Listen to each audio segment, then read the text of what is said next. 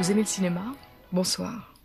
Le film que vous allez voir ce soir est l'œuvre d'un dangereux récidiviste, Quentin Tarantino, un fou, un déjanté. En 92, il sort son premier film, Reservoir Dogs. Pof, film culte, tout de suite. 2 ans après, il remet ça avec Pulp Fiction, que vous allez voir ce soir, film culte également, d'emblée. C'est une manie chez ce garçon.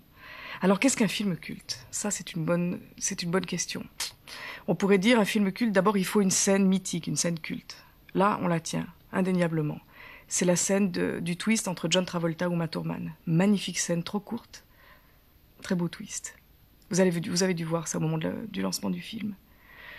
On peut dire aussi que le retour d'une grande vedette ne nuit pas au film culte. En l'occurrence, c'est John Travolta qui végétait depuis 10 ans dans des panouilles de deuxième ordre, qui fait un comeback extrêmement remarqué dans ce film, et qui fait depuis lors la carrière que l'on sait et qui montre au monde entier à quel point c'est un magnifique acteur.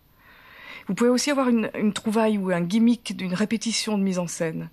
Là, c'est un tueur professionnel qui cite longuement Ézéchiel, qui cite l'Ancien Testament avant de tuer à chaque fois. C'est très déconcertant. On pourrait aussi dire, si on est méchant, mais le sommes-nous, qu'un film culte, c'est un film dont tout le monde parle et que personne n'a vu. Mais la réflexion, ça tient pas la route. Pourquoi? Parce que ce soir, vous l'aurez tous vu, et demain, ce sera encore un film culte. Alors un film culte, c'est peut-être une petite alchimie qu'on peut pas expliquer. Je vous retrouve tout de suite après ça. Box Office avec Télécom PTT. Pulp Fiction n'est pas un film tout public, et c'est rien de le dire.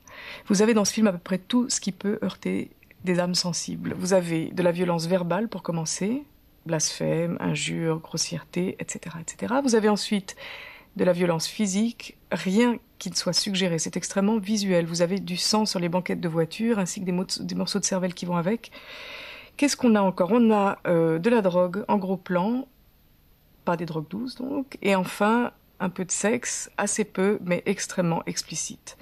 Du reste, vous aurez remarqué ce soir que vous avez une petite bande verticale rouge à côté du D bleu. Ça veut dire rangez les enfants et les âmes sensibles, s'il vous plaît. Mais pour un public averti, Pulp Fiction, c'est un petit bijou. Il y a une construction narrative tout à fait étonnante.